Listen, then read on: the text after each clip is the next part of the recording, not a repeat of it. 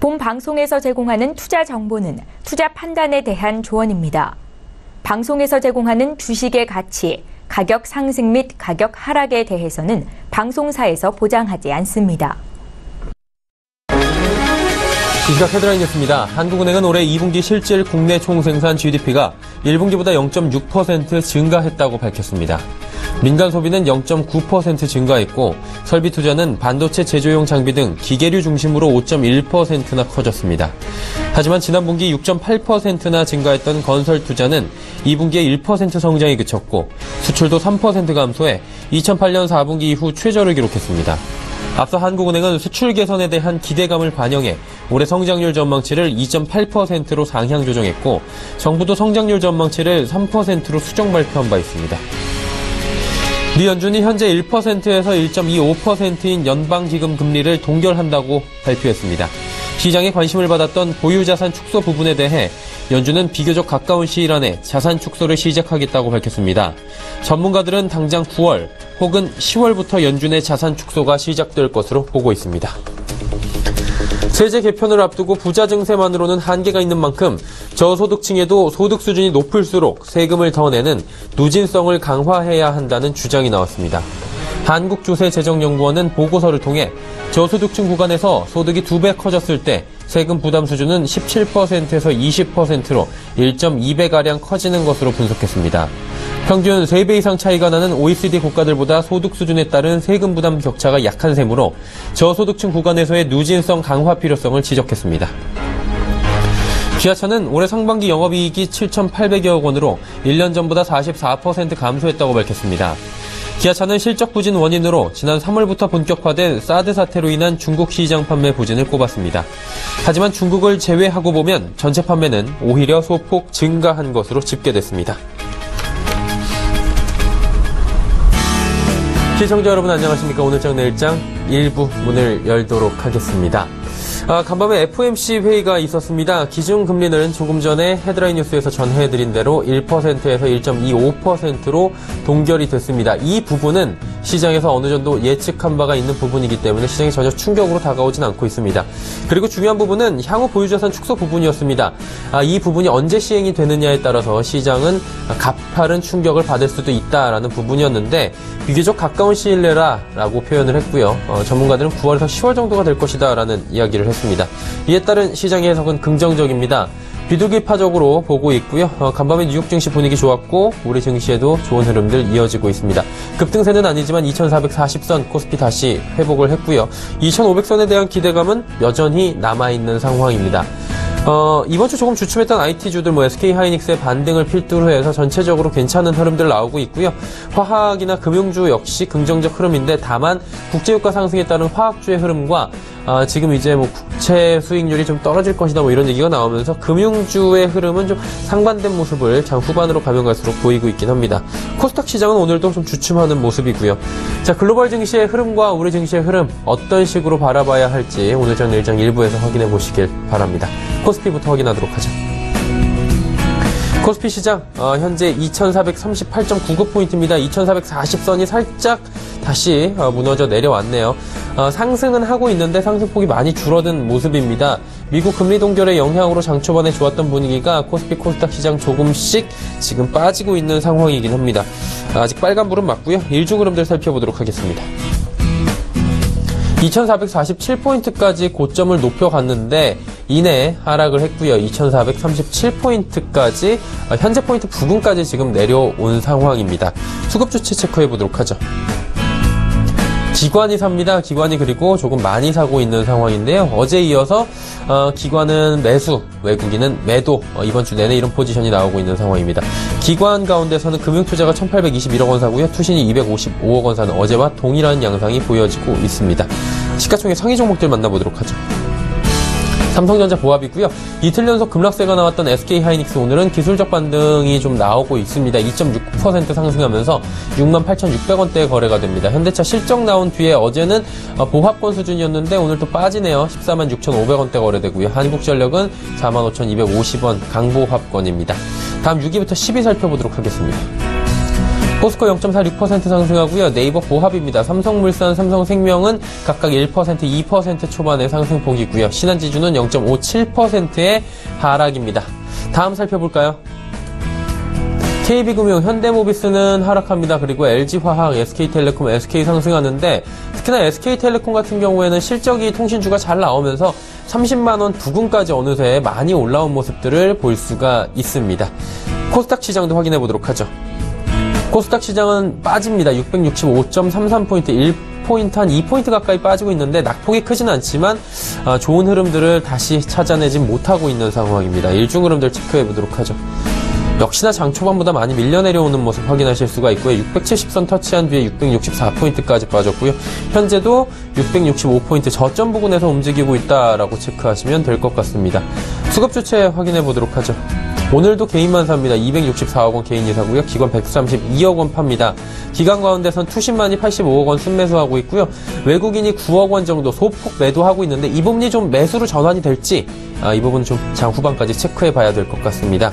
시가총액 상위 종목들의 흐름 살펴볼 텐데요. 셀트리온 어제에 이어서 오늘도 그렇게 좋은 흐름들은 가져가지 못합니다. 좋은 실적이 나왔다, 호실적 나오면서 좋은 흐름들을 좀 가져가나 했는데, 여전히, 외국인의 매도가 좀 나오고 있는 상황이고요. 메디톡스도 1.39% 빠집니다. CJN의 어제는 군함도에 대한 평점이 좀 안 좋게 나오면서, 좀 하락폭이 좀 컸었는데, 오늘 같은 경우에 엇갈린 반응들이 좀 나오고 있습니다. 평점이 좀 테러가 좀 있는 것 같다라는 기사들도 나오고 있고요. 일단은 역대 한국 개봉 영화 가운데 첫날 개봉 성적은 가장 좋다, 군함도.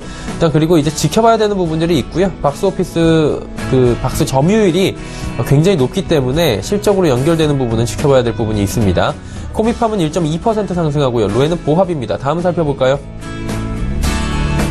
슈젤, SK모트리얼즈 상승하는데 특히나 SK모트리얼즈 다시 2%대 상승 가져갑니다. 바이로메드 10만원 초반대에서 지지부진한 흐름 계속해서 가져가고 있고요. 신라젠이 3% 상승합니다. 11위부터 15위도 체크해보도록 하죠. 컴투스 하락하고요. 원익 IPS도 하락합니다. SFA 1.3% 빠지고요. 제일홀딩스, 포스코 캠텍 같은 경우에는 소폭씩 각각 상승합니다. 원달러 환율 살펴보도록 하겠습니다. 오늘 급락세 나옵니다. 1111원대까지 빠지고요. 0.92% 하락입니다. 10원 30점 빠지면서 원화 강세가 강하게 오늘 나타나고 있는 상황입니다. 국내 양 시장 여기까지 살펴보도록 하죠.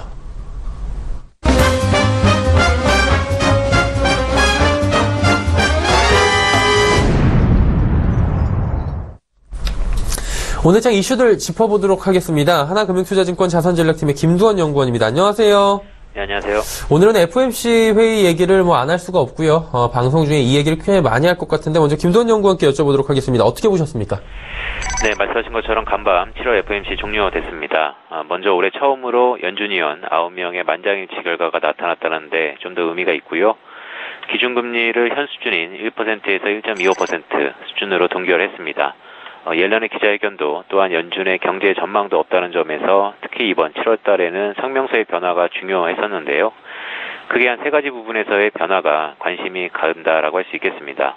먼저 자산 축소 시기는 올해라는 타이틀에서 비교적 이른 시일 내로 수정됐고요. 물가 부분은 2%에 약간 못 미친다라는 부분에서 약간이라는 부분이 빠졌습니다. 즉 2%에 못 미친다라고 명시가 됐었고요. 일자리와 관련해서는 일자리 증가는 완만해졌지만 에서 완만하다라는 문구가 빠졌습니다. 따라서 향후 미국의 자산 축소 개시는 9월 FOMC가 될 가능성이 매우 높다라고 판단하고 있고요. 다만 자산 축소 과정이 순차적이고 완만하다는 점에서 금리 발작, 즉 텐트럼과 같은 이런 불확실성으로 연결될 가능성은 다소 좀 제한적일 것이다 라고 판단하고 있습니다. 더구나 물가 하락에 대한 부담을 내포하고 있다는 점에서 추가 금리 인상은 12월 FOMC로 미뤄질 가능성이 매우 높아졌다라고 할 수 있겠습니다. 일단은 7월 FOMC가 종료가 됐는데 미국 달러화의 향방에 대해서도 궁금한 점들이 많으실 것 같습니다. 시청자분들이. 일단은 오늘 같은 경우에 원달러 환율은 좀 급락하고 있는 모습인데 어떻게 보십니까? 결론부터 말씀드리면 네. 미달러와 약세, 원화 강세 기조가 이어질 개연성이 매우 높아졌습니다. 향후 두 가지 부분에서 미국 달러와 약세, 즉 원화 강세죠. 야기할 수 있는 요인이 있다라고 판단하고 있는데요. 첫 번째로는 트럼프 지지율의 하락, 또한 두 번째로는 미국 경기에 대한 불안감이 부각된 점입니다. 트럼프 지지율 하락이 결국 대외적인 통상 마찰로 이어질 소지가 있고 이러한 연장선에서 미 달러와 약세 압력이 부각될 전망이고요. 한편 최근 미국의 소비 심리를 중심으로 미국 경기를 가늠할 수 있는 선행 지표들의 둔화가 이어지고 있다는 점에서 보면 하반기 미국 경기에 대한 불안감 역시 높은 상황입니다. 이미 IMF가 올해 미국의 경제 성장률 전망치를 기존 2.3%에서 2.1%로 0.2%포인트 하향 조정했고요. 이런 연장선에서 보면 이번 주 금요일 발표되는 미국의 EQ, GDP 속보치를 통해서 어느 정도 미국의 경기 현황을 확인할 필요가 있다라고 할 수 있겠습니다. 네, 그리고 한국의 GDP도 지금 발표가 됐는데 저희가 헤드라인 뉴스에서도 전해드렸는데 1분기보다 0.6% 증가 수준에 머물렀습니다. 어떻게 보고 계신지 궁금하네요. 일단은 국내 EQ GDP 오늘 아침 8시 발표됐는데요. 전년비와 정기비 모두 기저효과를 염두할 필요가 있습니다. 지난 1, 4분기 1.1%의 높은 성장에 따라서 이번 2, 4분기에는 그의 절반 수준인 전분기 대비 0.6% 성장했었고요. 또한 전년 동기비 기준으로는 지난 2, 4분기가 가장 높은 3.4%를 기록했기에 이번 EQ 2, 4분기에는 2.7% 성장에 그쳤습니다. 즉 이번 2, 4분기는 수치만을 놓고 보면 다소 좀 부진할 것으로 보이나 하반기 국내 경제에 대한 기대가 여전히 높다는 점에서 시장이 긍정적일 수 있다라고 할 수 있겠는데요.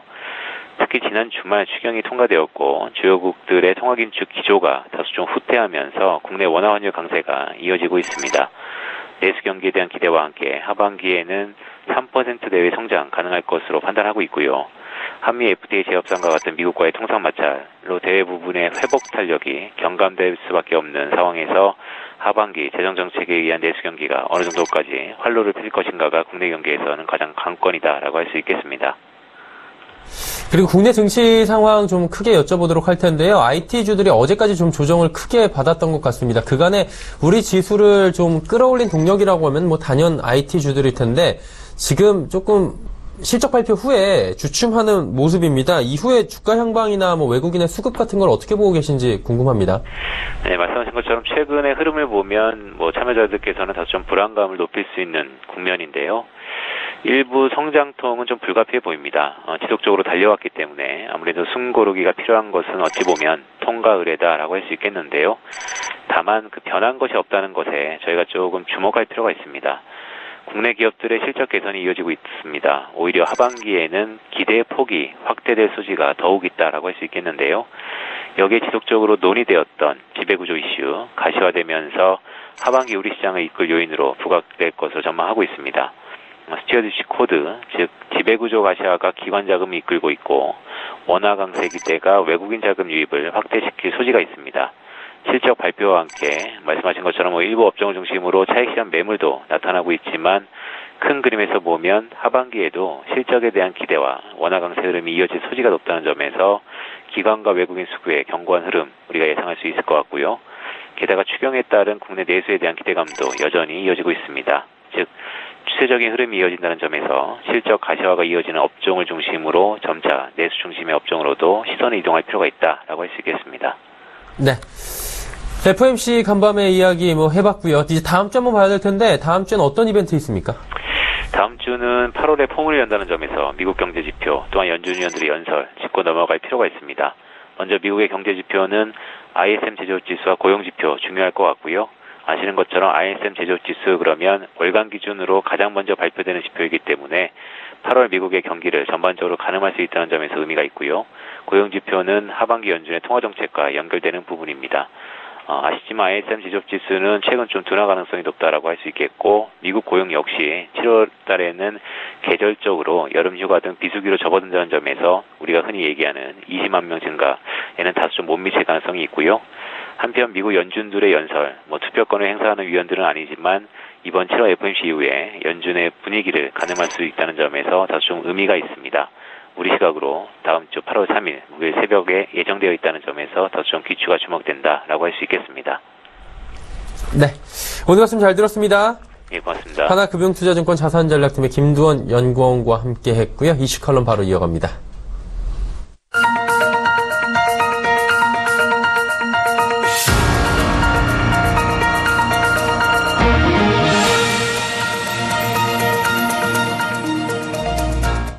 마켓 리더들과 함께하는 시간 이슈 칼럼 시간이고요. 오늘은 GFM 투자연구소의 이진우 소장과 함께합니다. 안녕하십니까, 소장님? 네, 안녕하세요. 네.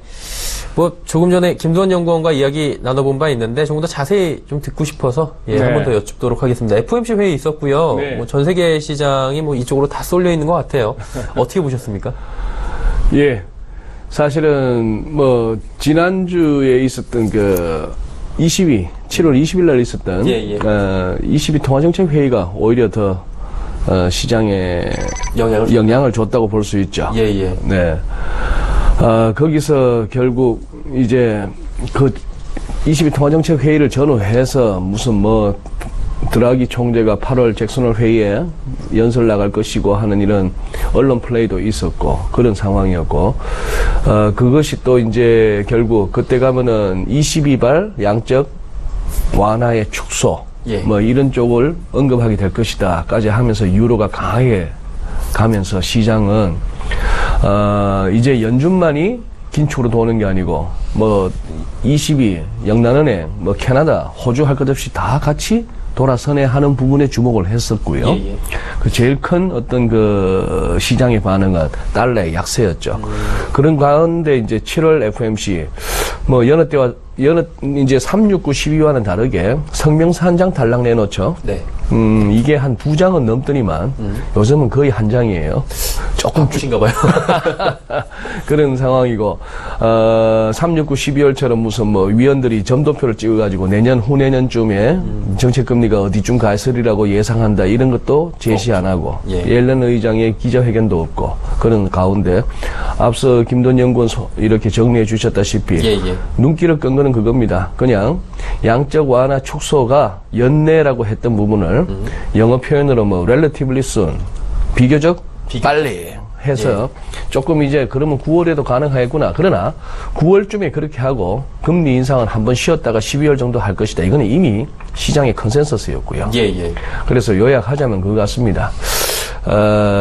또 9월까지 시간을 벌었다. 9월까지 시간을 벌었다. 이렇게 보여지고, 2008년 이후 한 10년 가까운 세월 동안, 중앙은행가들, 연준 22 할 것 없이 참 벌려놓은 일들을 갖다가 수습해 나가려니까 쉽지 않죠.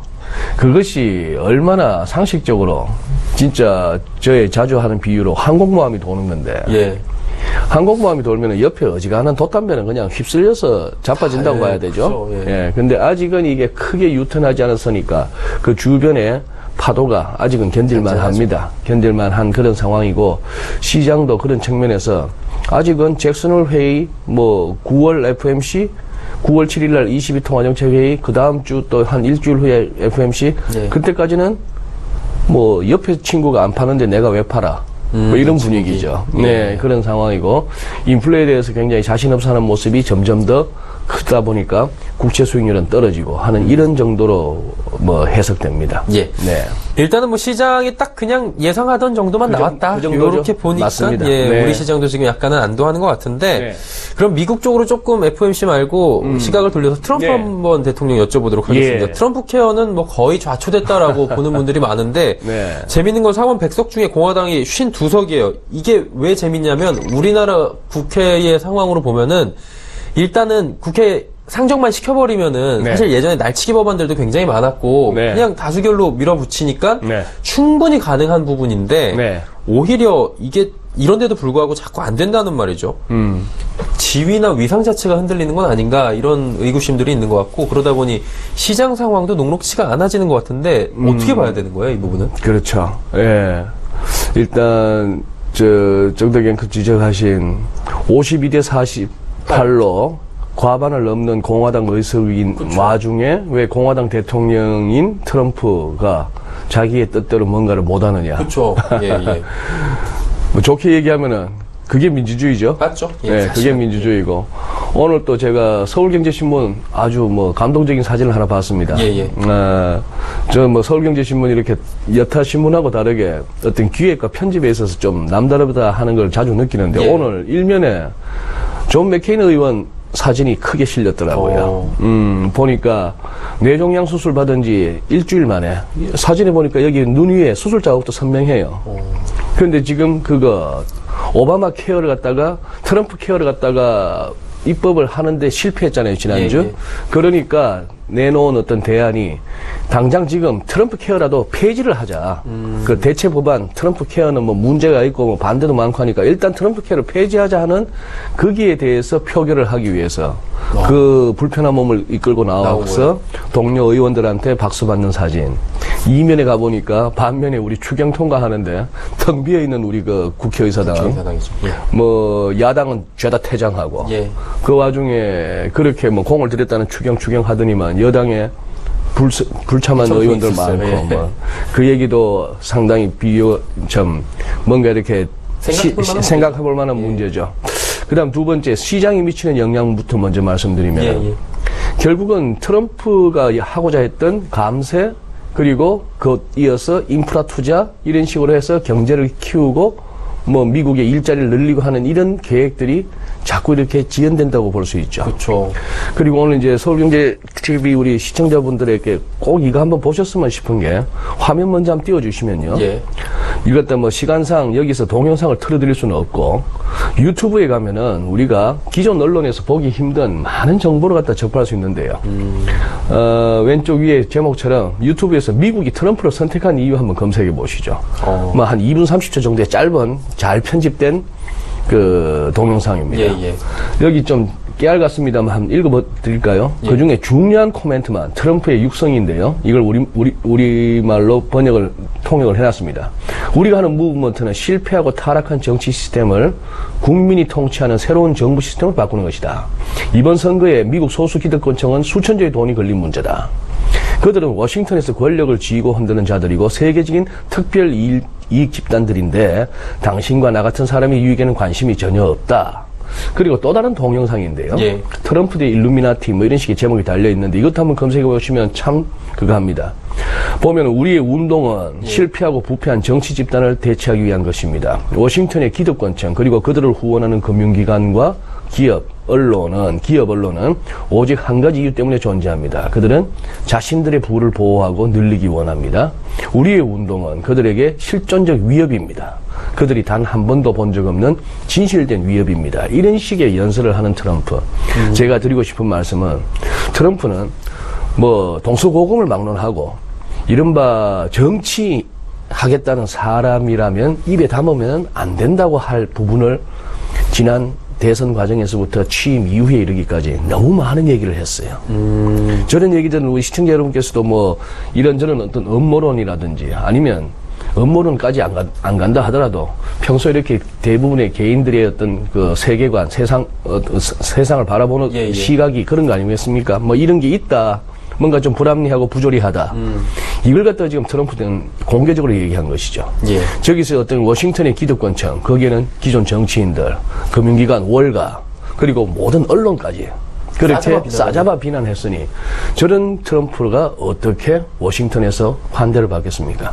근데 제가 보기에 뭐 트럼프 케어가 됐건 뭐가 반이민 정책이 되었건 사사건건 트럼프에 대한 지지 시위와 반대 시위가 마치 우리나라의 촛불 태극기처럼 막 이렇게 대치를 이루고 합니다만 주류 언론에서 표현하는 곧 탄핵돼야 될 듯한 트럼프 대통령입니다만 제 짐작에 지금 다시 미국 국민들한테 또다시 한번 투표 한번 해가지고 대통령 새로 뽑아보라 한다면은 그래도 트럼프가 될 것 같아요. 그래도요? 그래도 제가 보기에는 만약에 거기 어떤 조작이나 조직적인 어떤 그 방해가 없다면은 뭐 그렇게 저는 생각이 되는데 그러니 힘든 겁니다. 저런 얘기를 하는 사람을 갖다가 저기 트럼프가 지적한 워싱턴의 기득권층 그들을 후원하는 금융기관과 기업 언론 무슨 뭐 저축은행 같은 그런 금융기관이 아니에요.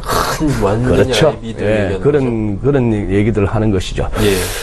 그렇다고 본다면은 앞으로도 트럼프 대통령은 상당히 힘들 겁니다. 그 와중에 또 완전한 의인이나 완전한 영웅도 없는 거죠.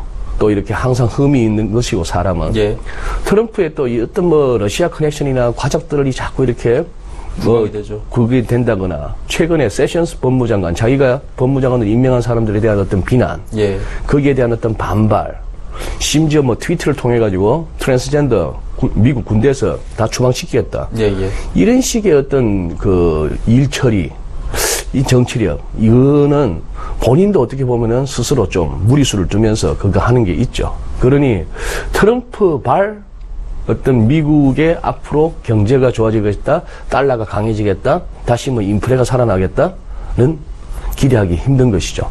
그럼에도 불구하고 주식은 가는 중이고 뭐 그런 상황인데, 예. 그러니 달러가 벌써 뭐 멕시코 페소 환율 하나만 보면 딱 나옵니다. 뭐 담을 쌌네 마네 했던 그때 작년 11월 대비 멕시코 페소 환율은 훨씬 더 떨어져 있어요. 페소가 더 강하단 말이죠. 그러네요. 이런 식으로까지 볼 수 있는 그런 상황입니다. 네. 이게 뭐 주식 채권 랠리가 끝난다는 말이 지금 나온 게 블룸버그에서 그 조사했는데 펀드 매니저 30명 대상으로 설문조사했는데 30명이 보통 사람들은 아니고 4개 대륙에서 진짜 저명한 사람들한테 물어봤는데 난다긴다 하는 사람들인데 여기 소장님까지 31분한테 여쭤보도록 하죠. 고맙습니다. 어떻게 보십니까? 그 친구들이 뭐라고 했죠? 그 친구들은 이제 내년에 주식 랠리 끝나고요. 채권 시장은 베어마켓이 될 것이다 라고. 그럼 내년에 끝난다고 하면 그 친구들은 금년 말쯤엔 팔겠네요. 그러네요.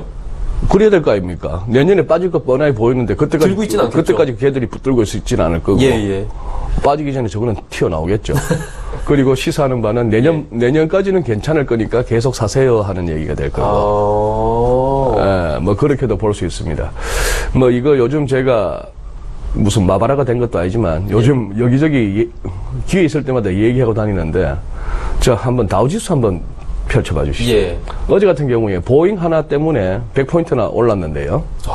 아니 보잉이야 당연히 지금 트럼프 취임하자마자 미국 찾아가는 각국 정상들이 해줄 수 있는 선물이 뭡니까? 우리 보잉 비행기 살게. 그렇다면 뭐 금년 상반기 2분기 할 것 없이 그렇죠. 뭐 보잉의 실적이 나빠질 수가 없는 그런 상황인데 다우지수 같이 100개 종목 가운데 뭐 가중 평균도 아니고 한 종목만 디립다 올라도 지수가 확확 가는. 자, 근데 제가 드리고 싶은 말씀은 그냥 저의 기술적인 경험입니다. 예. 그냥 파동 이론에 근거했고, 모든 어떤 가격 변동에 저런 경향이 많이 제가 관찰되었기 때문에. 그래서 지금 어제 다우가 21,742포인트로 끝났는데, 예. 제가 보기에 한 21,900에서 22,000 사이에서 꼭지를 칠 것 같습니다. 저는 뭐 그렇게 봅니다. 이렇게 파동이, 뭐 이런 것도 마찬가지예요. 독일 닥스나 아래쪽에 일본 니케이도 이렇게 해봅니다만 일본 니케이 같은 경우는 굉장히 역사적으로 많이 걸리던 레벨이죠. 많이 걸리던 레벨이고 닥스도 마찬가지입니다만 여기서 기술적으로도 그리고 모든 중앙은행들이 조심스럽긴 하지만 이 시장에 상처를 주지 않기 위해서 영향을 주지 않기 위해서 좋은 얘기들을 많이 하고 애는 씁니다만 이런 그림을 봤을 때 여기서 정말 이게 계속 더 뻗어가기에는 정말 싱싱한 돈이 더 들어와야 되는데 돈줄을 쪼개겠다고 하니 그래서 제가 보기엔 그것입니다. 그 난다 긴다는 펀드 매니저 내년이라고 얘기했으면은 내년까지 못 갈 가능성이 크고 빠르면은 8월 말 9월 초 조금 늦어지더라도 뭐 메르켈 총리 다시 연임 확정되는 그 무렵 즉 9월 10월입니다. 예, 그때쯤 가면은 메르켈 총리가 지금 같은 경우는 그렇죠. 트럼프 대통령이 하도 왁왁거리니까 유로가 저렇게 약한 거는 22 때문이야. 이 발은 굉장히 중요했거든요. 메르켈도 그러면 유로 강세를 조금 용인하네? 그런데 뭐 지금 약간 그동안에 좀 메르켈이 사연임 힘들지 않을까 해서 지금은 거의 접수가 없는 분위기. 그렇게 해서 다시 또 한번, 총리로 뭐 확정된다면은, 그 다음에야 또 미국하고 대립각을 세울 수도 있지 않겠습니까? 그렇죠. 개인적으로 섭섭한 것도 많을 텐데. 그렇죠. 지금 이제 정권 마지막이니까 조금씩 몸살이는 건 있는데 다시 잡아서 정권 초기가 된다면 힘이 다시 세지는 거니까요. 것이죠. 그래서 결국은 제가 보기에는 9, 10월입니다. 9, 10월 정도. 지금은 뭐 열대 아니 어쩌네 합니다만 이거 이제 한 달만 저 있어 보세요. 갑자기 저녁에 왜 이렇게 춥지? 어우, 긴팔 찾아야 되고 하는데 그 무렵이 제가 봐서는 변곡점입니다. 긴팔 입을 때쯤에 조심해야 되겠네요. 원달러 환율 마지막으로 좀 여쭤보도록 하겠습니다. 지금 현재 가격이 1112원입니다. 정확히. 1112원. 네, 급락도 일어나면서 1110원대까지 지금 위태한 상황인데 한 10원 넘게 빠졌다가 말씀하신 지금 딱 그 하단이 온 것 같아요. 1110원대. 어떻게 봐야 됩니까, 환율? 제가 시간을 많이 잡아먹었네요. 그동안 보여드렸던 주간 차트 보시면은, 주간 차트 먼저 보시면은, 그동안 계속 주목하자 했던 이 우상향하는 선은 지금 살짝 깨지고 있는 분위기입니다. 조금씩 내려오네요. 자, 그리고 아직도 이 기술적으로 지표가 바닥 신호가 안 보입니다. 그리고 국제 외환 시장에서의 달러 약세 분위기도 아직은 강하고요. 예. 그래서 조금 더 깨질 수 있겠다. 1,100원? 그러면 뭐 이런 식인데 1,100원대 하면 1,090원, 1,080원 작년에 많이 걸렸던데 그래서 추가 한 2, 30원 정도는 아직도 여유가 있어 보이는데 아래쪽으로. 자, 여기서 이 그림도 굉장히 중요합니다. 이번엔 월간 차트를 한번 살펴보실까요? 예. 월간 차트로 살펴보시면은 지금 요 레벨이 1,110원 근처가 굉장히 중요하죠. 구름대 색깔이 살짝 바뀌려고 하고 구름대도 굉장히 얇습니다. 예. 자, 이게 깨지면은 그렇다고 해서 이게 1,000원 밑으로 세 자릿수 간다? 그건 아닌 것 같고요. 제가 봐서는 그렇게 봤을 때 큰 그림 보면 또 이제 그때는 이 선을 그어서 여기까지를 한번 봐줘야 되고 그런 상황입니다. 그동안 숱하게 말씀드렸던 1,140원.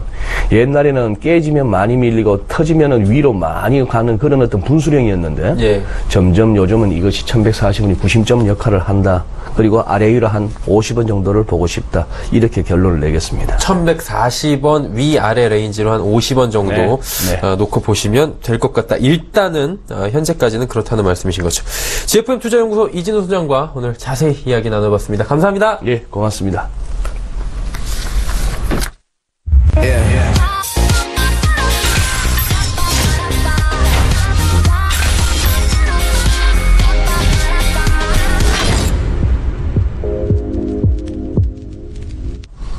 평택촌놈의 전석 투자 시간 이어가도록 하겠습니다. 정호영 대표 연결되어 있습니다. 안녕하세요. 네, 안녕하세요. 오늘 시장 상황이 양시장 모두 아직도 보합권에서 위아래로 움직이고 있는 것 같아요. 시장 상황 좀 점검해 주시겠습니까? 네, 오늘 지수 같은 경우에는 삼성전자 영향을 많이 받았습니다. 삼성전자가 자사주 소각한다는 이런 뉴스하고 또 추가로 자사주 매입을 하겠다. 그 뉴스 덕분에 삼성전자 초반에 급등했고요. 덩달아서 코스피와 선물까지 같이 급등해주는 이런 양상입니다. 그래서 올라갔는데 그걸 지키지 못하고 현재 내려오고 있습니다. 그럴 수밖에 없는 것이 현재 그 종합주가지수 같은 경우에는 어쨌든 혼조세 구간입니다. 그래서 여기서 다시 2,450을 가느냐, 2,430을 깨느냐 이 기로에 서 있는데요. 간단합니다. 그냥 여기서 여러분들이 장중 흐름은 좀 무시하셔도 될 것 같고요. 종가 기준으로 보세요. 종가 기준으로 2,450선 넘어가면 뭐 이건 이유 요하를 막느라고 더 간다 이렇게 보시면 될 것 같고요. 반대로 2,430선 깨지면 그러면 조정을 받는다 이렇게 볼 수가 있겠습니다. 다시 한번 말씀드리지만 조정은 받아야 좋습니다. 현재 4월 21일 이후로 그러니까 벌써 3개월이 넘었죠.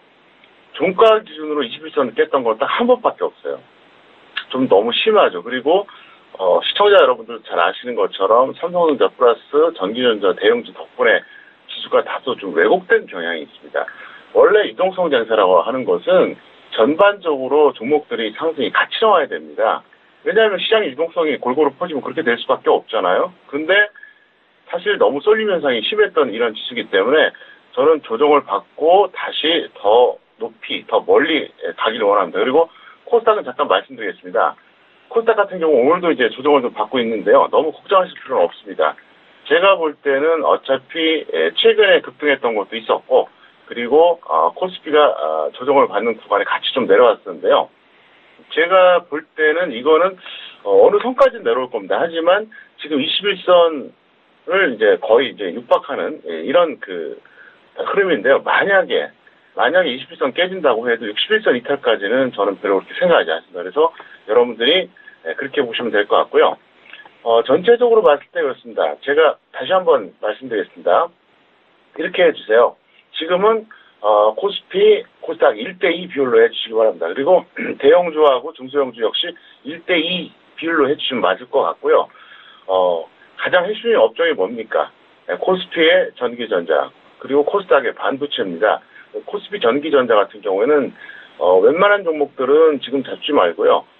최소한 61선 이탈, 욕심낸다 그러면 120선 이탈된 종목을 잡으시는 게 좀 더 효율적일 것 같습니다. 그리고 코스닥 같은 경우에는 반도체 관련주 중에서 계속해서 이제 같은 얘기 반복하죠. 저평가된 종목 그리고 바닥현 종목들이 현재 널려 있습니다.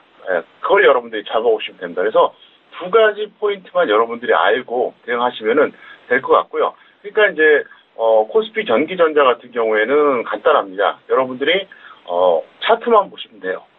그리고 코스닥의 그 반도체 같은 경우는 적정 주가 플러스 차트를 같이 보시면 될 것 같아요. 그래서 적정 주가는 서울경제TV 홈페이지에 가보면 항상 열려 있으니까 여러분들이 확인하시기 바라겠고요. 어쨌든 저는 그 말씀을 드리고 싶어요. 우리는 현물과 파생 두 가지를 합니다. 근데 보통 일반적으로 파생은 매매라고 표현을 많이 합니다. 왜 그러냐면 가치 측면이 없어요. 하지만 현물 같은 경우 뭡니까? 우리가 투자라 그러죠. 네, 투자. 자본을 던지는 겁니다. 배팅하는 거죠. 당연히 가치 기준이 있어야 됩니다. 그래서 제가 만든 기술특허 적정 주가가 정답이라고 말할 수는 없습니다. 하지만 이 알고리즘이 제가 거의 한 20년 동안 연구 분석한 거고요. 어쨌든 특허청에서 기술특허까지 받았습니다. 그래서 정말로 서울경제TV 시청자 여러분들께 제가 꼭 부탁드릴게요. 현재 증권사도 경제TV도 기술특허를 갖고 있는 적정 주가가 공개되는 곳은 오직 한 곳, 바로 서울경제TV밖에 없어요. 그러니까 최대한 활용해 주시기를 꼭 부탁드리겠습니다. 네. 어떤 업종이나 테마에 관심을 가져야 할지도 짚어주시도록 하죠. 네, 코스피 같은 경우는 오늘 통신업이 좋은데요. 통신업 같은 경우는 단기 매매하시거나 매도 관점이 좋을 것 같고요. 테마주는 지문인식 관련주가 오늘 좋습니다. 그래서 이쪽에서 여러분들이 보시면은 무리가 없을 것 같습니다. 그런데 테마주 같은 경우에는 사실 그래요. 제가 방송 준비할 때 말씀드린 테마주들은 순간적으로 가장 상승률이 높은 걸 말씀드리는데 계속 변동이 오니까 여러분들은 실시간으로 HTS 참고하시면서 대응하시면 될 것 같습니다. 네, 볼만한 종목들 있으면 바로 짚어주시죠. 네, 우량주는 호텔 신라입니다. 보유자 매도 후에 재매수하시고요. 이 보유자는 절대 감망해달라 설명드리겠고요. 두 번째 영진약품입니다. 이게 적정주가 1,100원짜리예요. 이 적정주가를 아는 사람들은 절대로 중개매수 못합니다. 자, 보유자 매도 후 감망하시고요. 이 보유자는 당분간 감망을 지속해달라. 왜? 지금 의약품이라든가 제약주 중에서 저평가되는 것들도 있거든요. 근데 이게 너무 고평가되어 있습니다. 그래서 이 종목 여러분들이 좀 유념해 주시기 바라겠고요. 단순하게 차트만 보고 하면은 단기로는 그게 맞습니다. 그런데 중요한 게 뭐냐? 중기 추세로 봤을 때는 차트만 봐서는 절대 안 됩니다. 가치 분석을 꼭 하시기를 바라겠습니다. 네. 장 마감까지 투자 전략 저희가 한번 짚어봐야 될 것 같은데 어떤 식으로 가져갈까요? 네, 오늘 개별주엔 테마주는 그냥 생략하겠고요. 전략 말씀드릴게요. 전략은 이렇게 하세요. 오늘 주식 비중 한 50에서 70% 정도 해주시기 바라겠고요. 그리고 계속해서 말씀드리지만 코스피 같은 경우 단기적으로는 자동차 쪽 배팅하시고요. 그 다음에 확실하게 조정을 받으면 전기전자로 또 넘어가세요. 어차피 이번 상승장은 전기전자가 주인공이에요. 그러니까 확실하고요. 그 다음에 코스닥 같은 경우에는 역시 반도체입니다. 근데 어쩌면 이게 다행인지 불행인지 모르겠는데 일반적으로 보면은 전기전자가 급등해주면은 코스닥 반도체가 전체가 다 올라갑니다. 근데 이번 장은 안 그래요. 올라가지 않은 반도체도 상당히 많습니다. 그래서 저는 현재 그 코스피 전기전자 그리고 코스닥 반도체 그리고 코스닥 IT 부품까지 저평가된 리스트를 만들어서 여기서 종목을 찾고 있습니다. 그래서 시청자 여러분들도 간단합니다. 적정주가 확인해서 그중에서 차트 좋은 거 이걸 믹스해버리면 제가 볼 때는 그냥 아무 생각 없이 그냥 대충 매수하는 것보다 훨씬 더 확률이 높으니까 잘 활용하시기를 바라겠습니다. 오늘 말씀 잘 들었습니다. 네, 감사합니다. 네, 정호영 대표와 이야기 나눠봤습니다. 자, 오늘장 내일장 1부 함께 하셨고요. 잠시 뒤 2부 예고해드리도록 하겠습니다. 많은 종목들을 쉽고 빠르고 정확하게 짚어보는 시간 라이브 매매타임 준비가 돼 있는데요. 라이브 매매타임은 두 분의 전문가분들과 함께 이야기를 나눠보기도 하고요. 여러분의 종목 상담도 받고 있습니다. 100원의 정보 이용료 추가되는 샵 0082번을 통해서 종목 상담 보내주시면 됩니다. 메리츠종금증권 여의도금융센터의 권홍섭 연구원, 헌터스 경제연구소의 김진석 소장 두 분과 함께 하도록 하겠습니다. 잠시 뒤 2부에서 뵙겠습니다. 고맙습니다.